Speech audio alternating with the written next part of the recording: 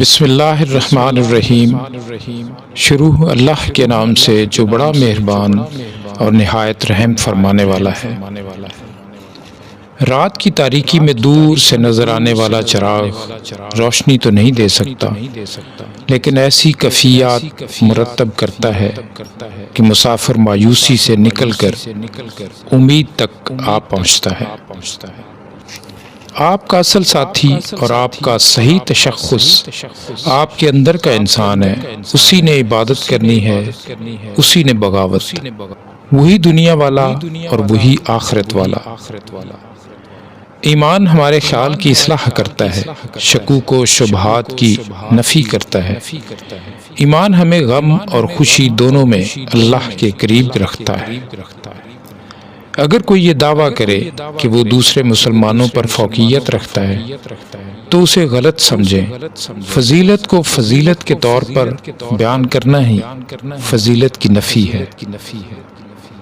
دوسروں سے اپنی تعریف سننا مستحسن نہیں، اور اپنی زبان سے اپنی تعریف عذاب ہے۔ عافیت اس بات میں نہیں کہ ہم معلوم کریں کہ کشتی میں سوراخ کون کر رہا ہے، عافیت اس بات میں ہے کہ کشتی کنارے لگے۔ اب کسی نبی نے دنیا میں نہیں آنا، لہٰذا دین کی تبلیغ کی عظیم ذمہ داری ہم سب پر ہے۔ اپنی اصلاح کے بعد یہی امت دنیا کی اصلاح کرے۔ جس نے لوگوں کو دین کے نام پر دھوکہ دیا، اس کی عاقبت مخدوش ہے، کیونکہ عاقبت دین سے ہے اور دین میں دھوکہ نہیں۔ اگر دھوکہ ہے تو دین نہیں۔ اپنی نیکیوں کا صلہ دنیا سے مانگنے والا انسان نیک نہیں ہو سکتا۔ ریاکار اس عابد کو کہتے ہیں جو دنیا کو اپنی عبادت سے مرعوب کرنا چاہے۔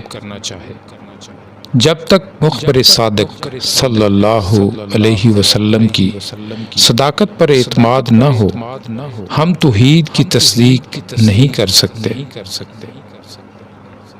اگر زندگی بچانے کی قیمت پوری زندگی بھی مانگی جائے تو انکار نہ کرنا۔ زندگی اور عقیدے میں فاصلہ رکھنے والا انسان منافق ہوتا ہے۔ ایسا شخص نہ گناہ چھوڑتا ہے نہ عبادت۔ ہم صرف زبان سے اللہ اللہ کہتے رہتے ہیں۔ اللہ لفظ نہیں، اللہ آواز نہیں، اللہ تو ذات ہے، مقدس و ماورا۔ اس ذات سے دل کا تعلق ہے، زبان کا نہیں۔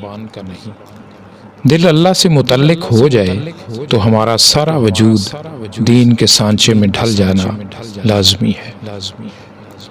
میاں بیوی کو باغ و بہار کی طرح رہنا چاہیے۔ وہ باغ ہی کیا جو بہار سے بیگانہ ہو، اور وہ بہار ہی کیا جو باغ سے نہ گزرے۔ یہ اس کے دم سے اور وہ اس کی وجہ سے۔ سچے انسان کے لیے یہ کائنات عین حقیقت ہے، اور جھوٹے کے لیے یہی کائنات حجاب حقیقت ہے۔